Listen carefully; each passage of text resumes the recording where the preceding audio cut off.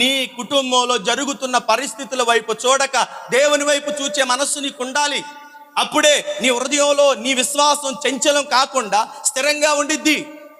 దేవుని వైపు చూడడం నేర్చుకో. దేవుని వైపు నీ మనస్సు తిప్పడం నేర్చుకో.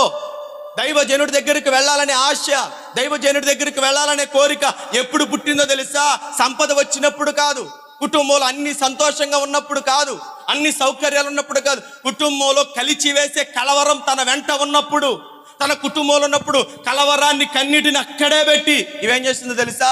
ముందుగా దైవ సన్నిధికి పరిగెత్తిందండి కదా. వెళ్ళే ప్రయాణంలో పరిగెత్తే పనివాడు అడుగొచ్చుండి, అమ్మా ఎందుకు ఇంత వేగం, ఇంత పరుగులాట ఎందుకు, ఇంత తొందర ఎందుకు, ఇంత అడావుడు ఎందుకు, ఏం జరిగిందో చెప్పరాదు అని ఒక్క మాట పనివాడు అడగచ్చు కదా. ఏమండి, స్వతంత్రతను బట్టి పనివాడు అడగచ్చు కదా, ఏంటమ్మా తొందరపాటు, ఎందుకమ్మా అంత కంగారు, ఏం జరిగిందమ్మా ఇంట్లో, ఏం వచ్చిందమ్మా అంత నష్టం, నాకు చెప్పరాదు అనే మాట ఒకవేళ పనివాడు అడిగాడు అనుకోండి, ఏమని చెప్పిందో తెలుసా? ముందు నువ్వు త్వరగా పరిగెట్టు, నేను నీకు సెలవిచ్చే వరకు. ఏమందో తెలుసా?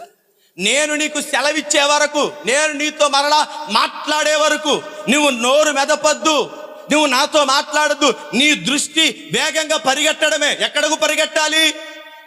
దైవజనుడి దగ్గరకు పరిగెట్టాలి. కష్టం